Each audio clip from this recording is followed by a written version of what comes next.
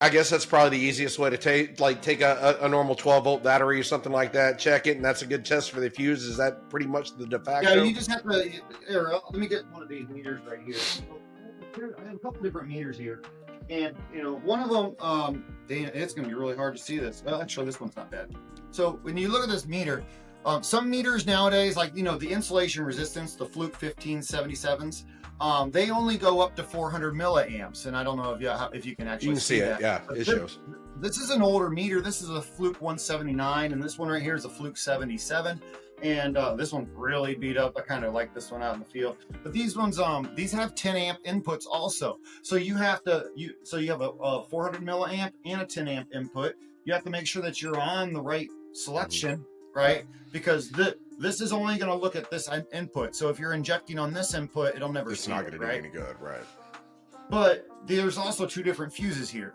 So when you take this thing apart and you look in the back side or back here, you have to open up this little door. There's two different fuses. There's a big fuse and a small fuse.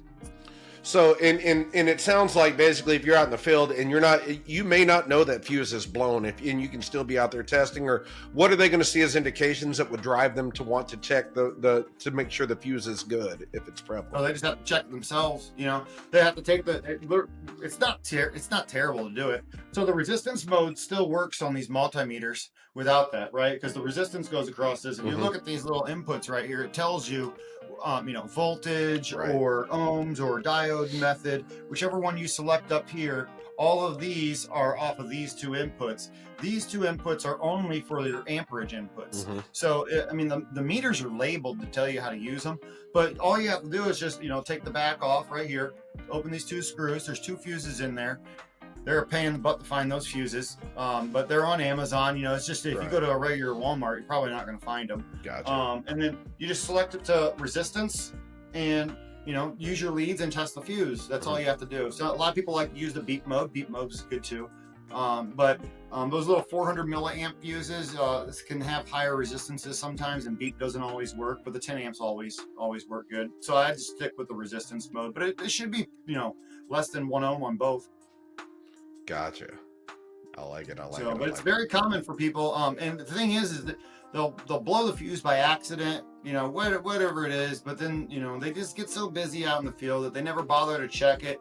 And how often do we actually have to measure current? Seldom. Not, so exactly. by the time that they need it again, might be 5 years.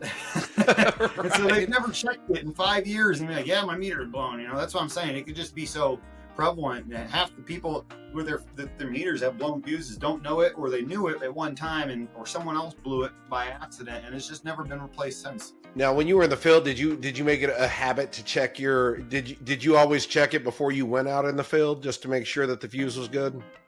Yeah, if you've seen my LinkedIn content, you know that I like to do functions checks. So absolutely, yeah. There are some ways that you can check this with another meter. Pretty cool.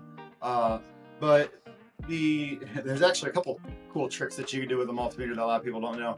But you can take another meter and just run it through, right, and test ohms. And this is going to put out a voltage, but it can only go so high before the meter's not going to smoke itself. Right. So it only puts out so much current, but then you can measure the shorted current of that through the other meter, and you can actually see if your stuff's working. But it won't be anything really measurable.